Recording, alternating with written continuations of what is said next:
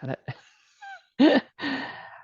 Well, I am so excited to be able to share a message today with my friend Maisie. Maisie and I spent time together in prison, and I wrote about her story in my book. And she recently came home, and I have been wanting to share a little bit more about her. In fact, I started to write, before I wrote my book, I started to write on Worldwide Unified. And I shared a picture of you and I. Well, I'm going to introduce you in a second, Macy, but I shared a picture of me and Macy on Worldwide Unified. And people just reached out and really loved your story. And then people even asked if they could write you. And it's just been beautiful. So I thought we need to share an update. And I'm excited to get into your story today. So, Macy, I'm super excited you're here. Welcome. Thank you. Thank you. I'm super excited to be here. Yeah. So I was hoping that like I could tell your story. I have several times. In fact, when I go yesterday, I was at a mental health conference and I was talking about the people that I met in prison. And it's funny, and you probably run into this too, but people think that it's like this hardcore environment. It's like what they've seen on TV, right? And so I started to share some of our story, and they're like, you just don't, you make it sound like there's all this good things happening in prison. I'm like, there are. But anyway, I want to just maybe give you a few minutes to share more your kind of your childhood, because when you came to prison, you opened up, you and I built this friendship and connection, and you started to share some of your story. And I think when we share stories, it's how we connect to each other. So I was hoping you would go back maybe and share kind of, because we both grew up in Utah, but our stories are a little bit different. So maybe you could share some of that. So, my childhood was very chaotic, very dysfunctional. Um, well, actually, let me back up. My parents loved us very much. I have one sibling, and our parents loved us very much. They showed us love on a daily basis. They told us every day that they love us. They did their very best to protect us. Right, However, they were both hardcore heroin addicts. right. And my father was a pretty serious criminal. Hmm. And so growing up, because of their addiction, life was really chaotic and dysfunctional and hard. The thing about childhood is that when you're a child, you think that the habits of your home are the habits of the world. So you really don't have any idea that what you're living on a daily basis is not um, the way that most people are living on a daily basis. And it wasn't until I got older that I really kind of reflected and looked back and thought, wow, this was pretty crazy, you know. Right. Um, Having parents who were such hardcore addicts led to a lot of homelessness. We were squatters at one point. We've lived in the vehicle. I've gone to school from the car. We were hungry a lot. We didn't have um, a lot of toys and things like that growing up. We moved a lot. I've seen a lot of violence, a lot of crime take place. Everything that my parents did, we were always right there with them.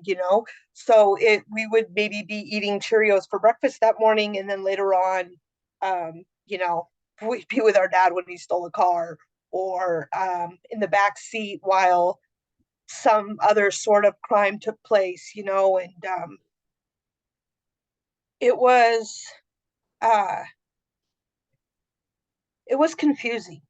you Sure. know it was confusing when I got older and I looked back on it, because I know how much our parents love us, but then these things that took place were just really conflicting, and so there was a lot of um trauma, I guess, there Right. that needed to be worked through. So Do you remember feeling angry? I was very, very angry. I remember about 13 or 14 years old was when my anger really started to come out. And that was also the time that I started using hard drugs myself Right. and started committing crimes myself, because that was what we were taught to do. Right. Um, we were we were our father's children, and we grew up to be just like him, and he taught us how to do all the things that he knew how to do and to do them well. And this was just life. This was just how we were. And I felt very stuck. I felt disabled. I felt alone, and all of those things made me angry that this was the life that I thought that I had to live, you know? Right. How so I remember you telling me that you graduated high school despite all of this. Education was important to you. You know, I also remember you telling me that that everything was just so confusing, that you wanted to learn how to do life the way other people did. And you had children in the process of all this. So you're trying to figure out now, you were a young mom, how to take care of kids. You were single off and on, and then how to support the family and how to, all of that where and mom and dad are homeless a lot. Yes. Confusing So and life, frustrating. yeah, life was very, very tricky. Um, somebody once made a comment to me in prison. I had said something about my childhood and life, the life that I lived in. She said to me, Macy, you didn't live, you survived. Yeah.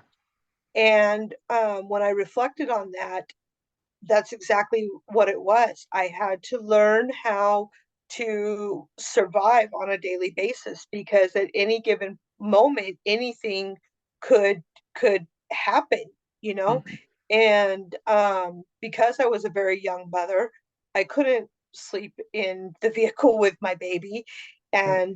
and that forced me to do things like lie to the power company and the apartment complex so that I could have a place to live and power. And I still went to school Yeah.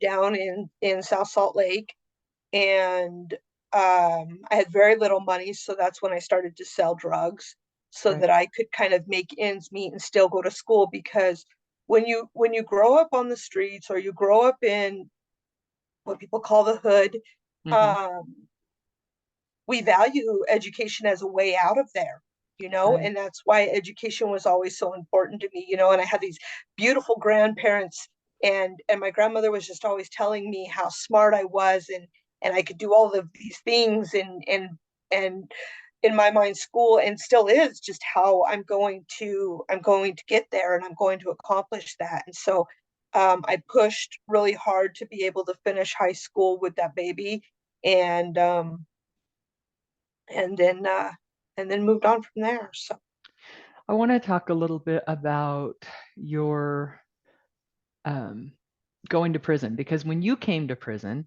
I met you like day one, which is so cool to me still that we met. Just yeah, it is and super cool. It yeah, is so super cool. cool. And I remember we went through, first of all, you told me, like, I have these goals. This is my way out. I'm here to get better, which I thought was amazing. I told you to calm down and find a bed first. I said, hey, you probably have a little bit of time. How much time do you have? And you're like, 10 years, but I don't want to waste any of it. I'm like, let's find you a bed and a job, girl. But I think too, we started to talk about because we were both from Utah. And right away, I'm going, whoa, we had a really different experience in Utah. That was mind blowing to me that we grew up 30 minutes apart. We were living 30 minutes apart. I'm living in a nice gated community with parents who, are working and providing, and I'm still a mess up. And you are scraping to get by in life. I mean, hard things. And yet I just felt like you had this amazing, beautiful spirit and desire to do more. But I remember you telling me that a couple things. You're like, I'm a drug dealer, Portia. Drug dealers go to prison. That's just what happens.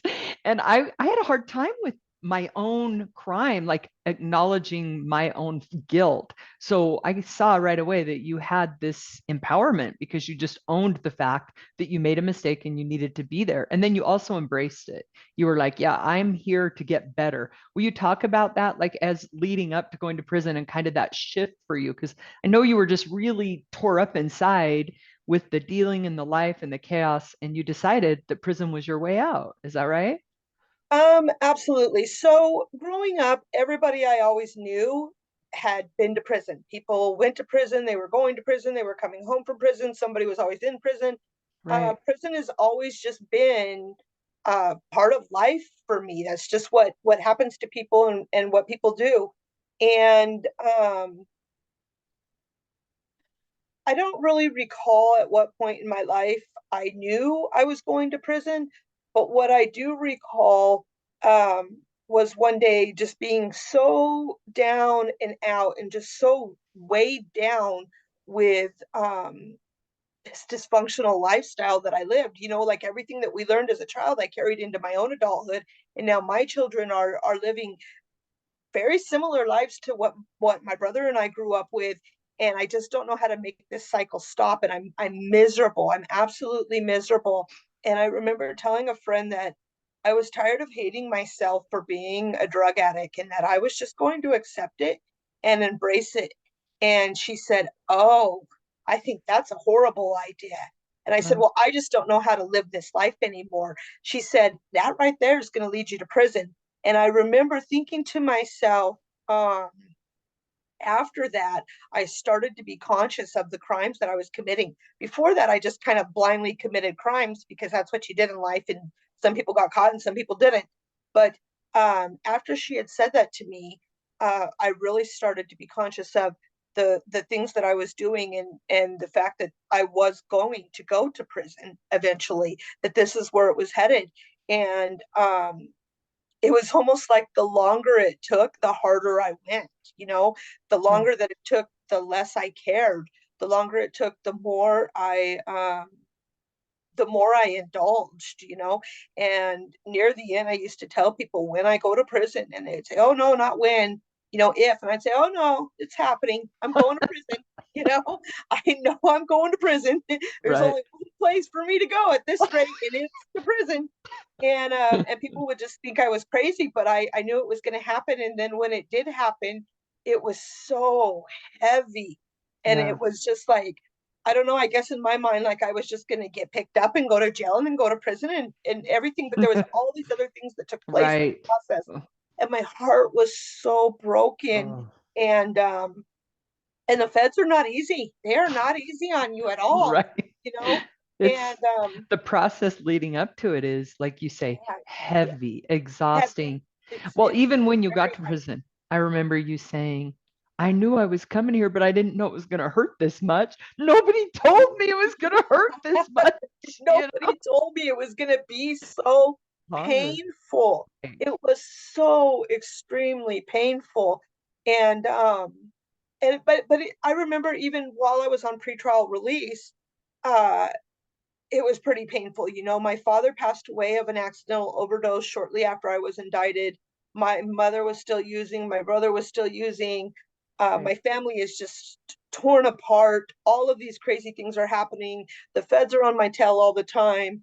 I'm just trying to get by and figure this out. And that was really when I decided that I couldn't bear this burden anymore. That there I just had no more place, like my chest physically couldn't handle anymore. And so I stopped telling people that I was going to prison and that I was going to get better. Yeah. And I started planning on how I was going to do that when I got into prison, you know, and I did a lot of research and I tried to figure out all these things. And 24 hours into my incarceration, there I was telling you, this is what I'm going to do. This is how I have to do this, you know? And and I was determined to use that time to come home a better person. That was my reset button. That was my opportunity. That was my grace period to figure it out and come back and start new. You know, Yeah. prison's the best thing that ever happened to me. Absolutely so. Uh, you're amazing. I remember, well, I get a lot of people that reach out to me and say how awful prison is. And I would never undo prison. And I say, there are many people in prison that are more cared about in prison than they have been throughout their life. Somebody shows up to make sure they're alive. Somebody checks on them 4 times a day. Like, prison, I met so many beautiful people in prison, and that transformation that was very painful, but so life changing and so worth it is real. And I want to talk about the good stuff. So I want to get to that a little bit. You and I met at Wasika in Minnesota. And how much time did you serve total? Just a little under 6 years. Oh my heck. That's a long time. I served 4.5, and that seems like a long time. But yeah, we met and we did a couple of years at Wasika. And I remember walking around the track together and talking about, our children and the things that we had done to hurt others and the life that we wanted to have and who we were going to become. And you would tell me about you wanted to go to college and the things that you wanted to do. And I remember that you shared a lot of deep pain over the loss of your father.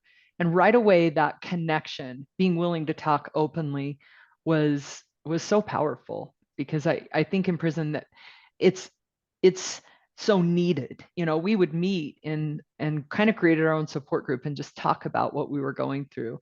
And then we both did the RDAP program, which is the residential drug and alcohol program. And so tell me some of the positive things that you remember about prison. Um, when I think of prison, I think of the collateral beauty. They're the women who say there's a lot of horrible things in prison. They're not wrong. There is, Right. Yeah. but everything is what you make it and what you choose to take from it. Yeah. And and the collateral beauty, the connection with the other women that takes place there is unlike any other on the planet. And my brother has done state time, and we've actually had this same conversation where he said, there's a connection that you make with people in prison that you will never make with people out here. And I said, I have never laughed as much as I did. And then he finished my sentence and said, as when you were in prison, me neither. you know and Yeah. and I never cried as much as I did. I never. It just the connection. It's it's camaraderie. You Yeah. know, it's camaraderie, and because the thing about prison is that it's very easy, but it's very painful, Right. and you're stripped of all possible pretentious Right. character that you could Y'all possibly wear the have when same you walk clothes. in that door. They Yeah. do not let you bring anything with you. Right. You got your hair done, they're making you take it out. You got the nails on, they're making you take them off. You're Right. going in and everybody's wearing the same clothes and they're living in the same house on the same crappy mattress in the same crappy room. Right. And and there we are. And we've all somehow got here, Right. and how we got here doesn't really matter Right. so much as like how we got here internally. Right. Now externally, obviously a crime's been committed, but what took place internally that brought us here you know Yeah. and you live with these women and you eat with these women and you sleep with these women and you work with these women and you shower with these women, and everything you do, and you just it's like a giant family almost. Right. And you could literally get in a fight with a lady at the water fountain over who's going to get hot water first. I mean, a true blue argument, and storm Right. off from each other. But trust and believe, an hour later, if she sees you on the phone and you walk away with a tear in your eye, she's coming to soothe you. She's coming Right. to love you and say it's going to be okay, and to talk about it. Like, Yeah. and that's just super cool to me that we can that we can take care of each other like that. Yeah. I want you to, you and I talked about this before, but when we were in the RDAP program, I remember the counselor saying that she just felt like there was this desperation inside of you, that this little girl had gone through all this chaos and she just needed to share it. She couldn't hold it anymore. And I remember being really touched by that.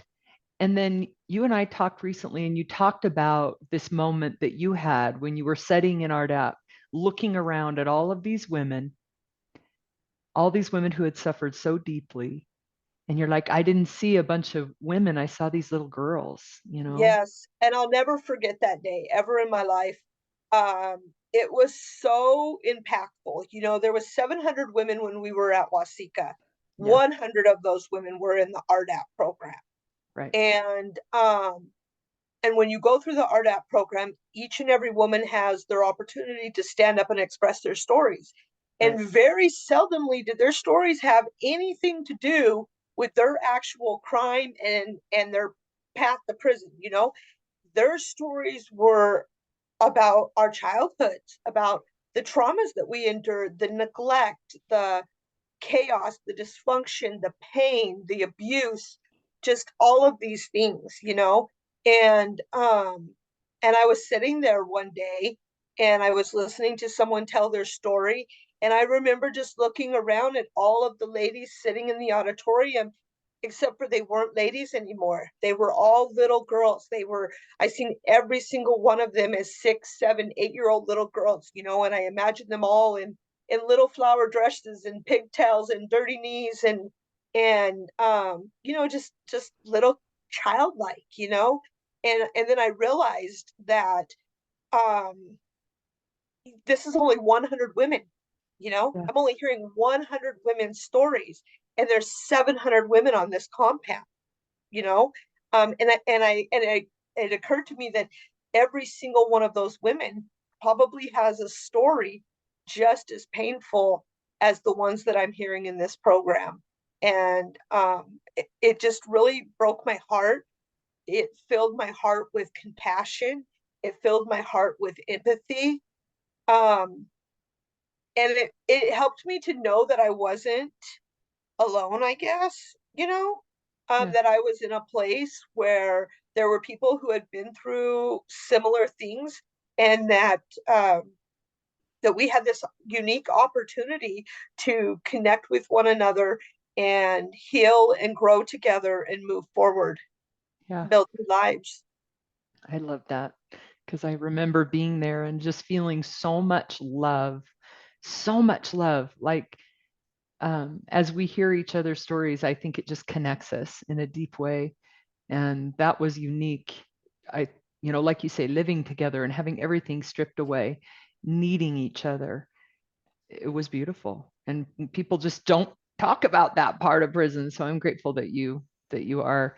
Um, so you got transferred to the camp in California, and then I came not far behind you. And I feel like it was, I mean, about the time that I left was when you really started, and you always did this because you were there for me big time, but I think that you had some seniority at that camp. So people would come in and you could be that person, that grounding person, the person that supported other people.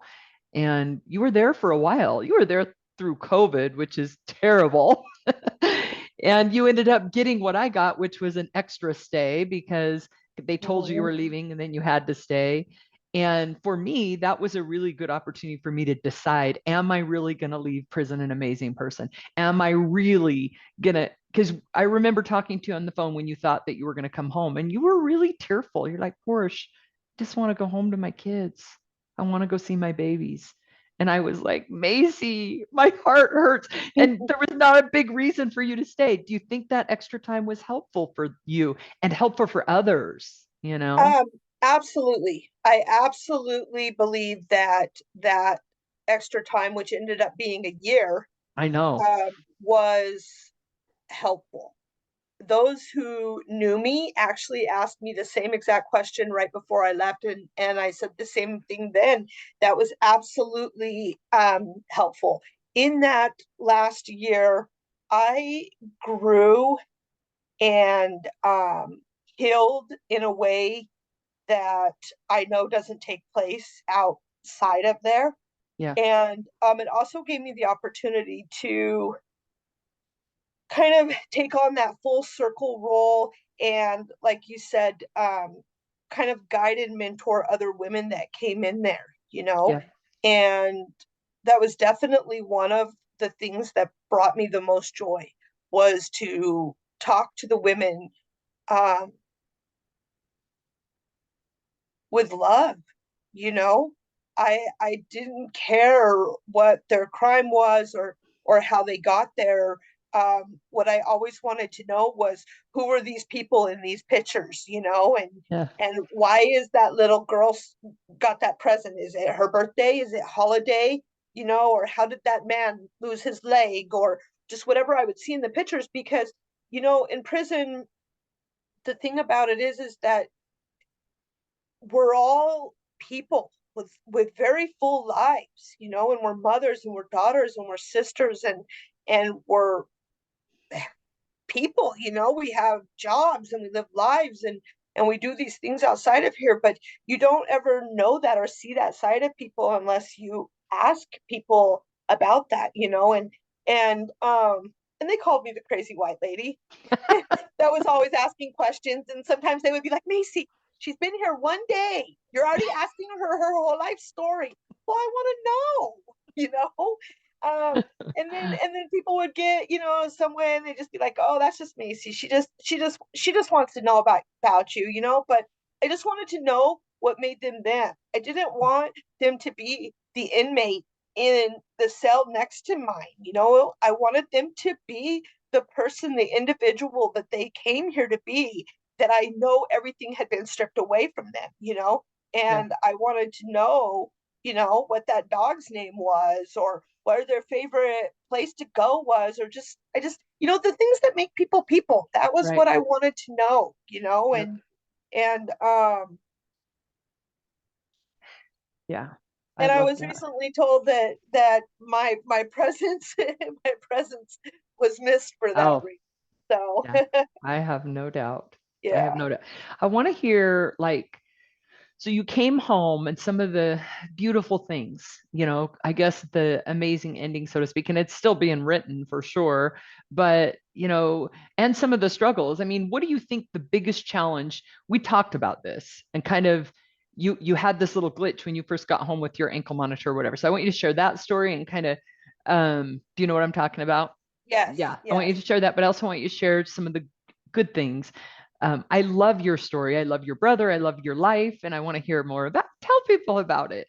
So, like I said, I started doing drugs when I was a kid. Hmm. I did not stop doing drugs until the day that I went to sentencing and was taken into custody. Yeah, My brother was still using as well. We have both used consistently since 12, 13, 14 years old. And so the best thing about coming home was meeting my brother for the first time ever not on drugs.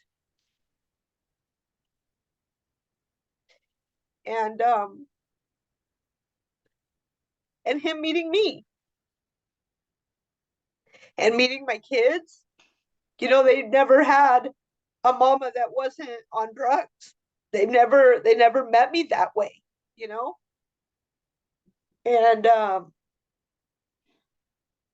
and my brother's been clean for 5 years, and my sister-in-law's been clean for 5 years, and they're amazing rock stars who have this amazing family, and we live in this amazing house, and we do all these amazing things that people do in life when they are sober and crime free, and it's really cool.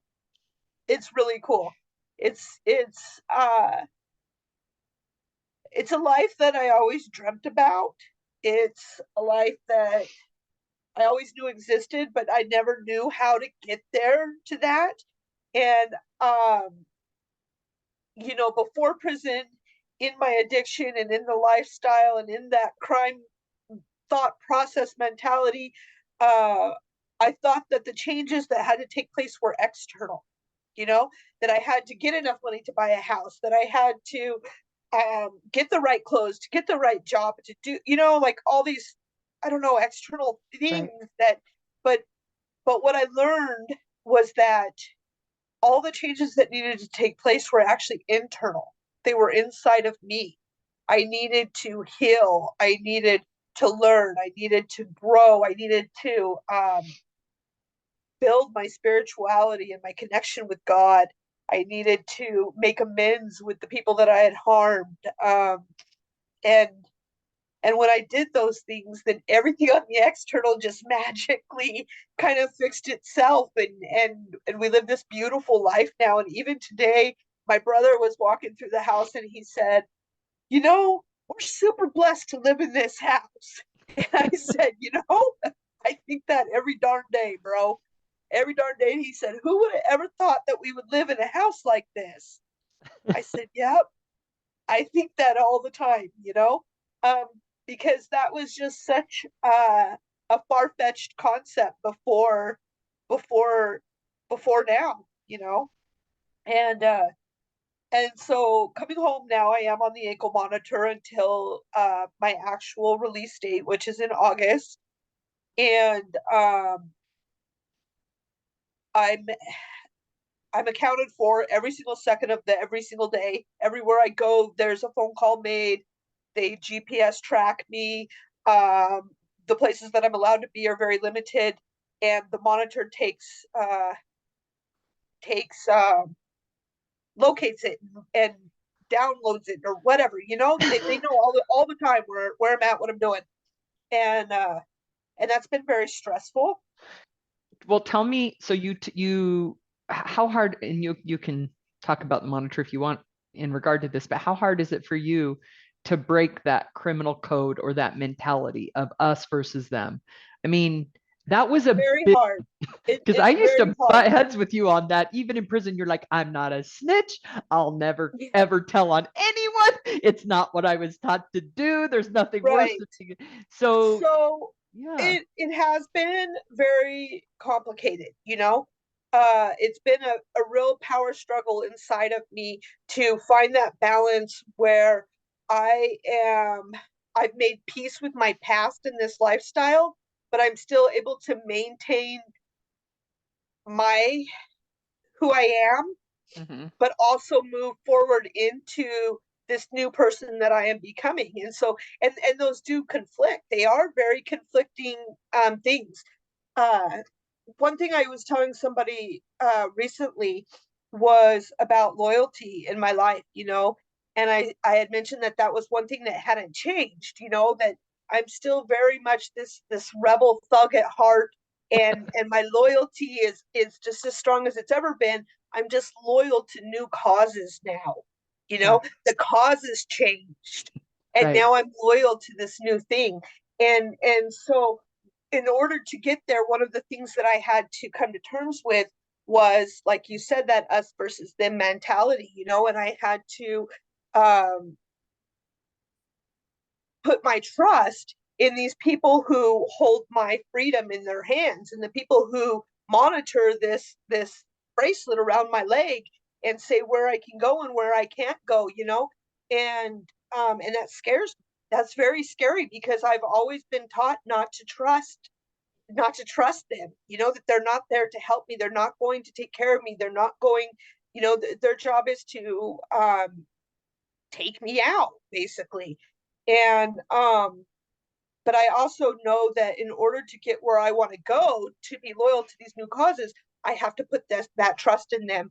and and my biggest fear of coming home is not that I will use and go back to the lifestyle, or you know, get in trouble and go back to prison. My biggest fear is that the system will fail me in some sort of way because I've had to put this trust into them, and that's scary for me.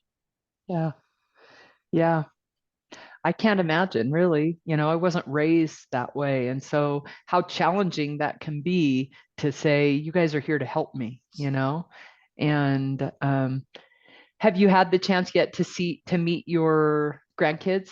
I mean, Not yet. My grandbabies are going to come the third week of March. Actually, oh my my granddaughter told me this morning, 20 more days till we come to see you, and I'm I'm so super excited. happy. I have Oh spent the yeah. past probably close to a couple years now getting to know my children Yeah. and my grandchildren on video chat, Mhm. and I'm just ready to hold their little hands and love them and hug them and kiss them and squeeze them and just teach them, you know, things that grandmas teach their babies, you know. So I love you, Macy. I'm so grateful. I that love you too, Portia. I know you do. It's been such a blessing to know you. You walked me out of prison and I met you the day you walked in, and it's beautiful to see where you are and to see where you were and all the good that you did, after I left and just while I was there. And I love that we had this experience and that we can share it in a different way because yesterday when I was speaking about it and people are saying, but that's not what I see on TV. And I said, yeah, they need to change that because there's so much kindness and tenderness. We don't need to focus on garbage. There's a few fights here and there, whatever. You can focus Right. on that or you can focus on all the, people still ask that question. Did you get in a fight? I'm like, oh gosh, in comparison to how much time we were there and the kindness and the goodness, people want to talk about You the should have fights. told that person, yes, I did every day with myself out on the yard. Oh, I did. I actually did. I said I was at war with myself. Nobody had to hit me. I was beating myself up. You remember. You're like, who are Yeah. you at war with? No one's here but you. I was so mad at myself. Oh, yeah. Those were hard days. And look at the beauty that came from it. I would never, when people tell me their kids in prison, they're like, my kid's in prison. I'm saying, oh, good. Oh, good. They're safe, you They're know? safe. Exactly. Okay. Exactly. Well, I shared yesterday that I was going to be posting this update of your story. I know people are going to be so excited to to hear it. And if they want to get a hold of you or hear more from you or whatever, we're going to post more. I don't know yet what comes next for us. People keep saying I should do a podcast. Of course, I want to do a podcast with you. I've I been would talking. love to do a podcast with you. Okay, well, that's in the near future. And then also, I think that we could possibly start sending things back into prison on tablets and sharing stories and the good stuff. And so I know how much it meant to me when I was in prison to see people get to the other side, to have that hope that it's that there's a guide, there's somebody that made it and they're doing well out there. And so, but I think people out here want to hear those stories. They want to know, they want to know the human side too. So I'm going to end it there, but we will be back. And I love you and thank you so much. And Thank you so anything else? much for having me, Porsche. Do you have anything else you want to say at the end or No, just thank you and God bless you. thanks, Mace?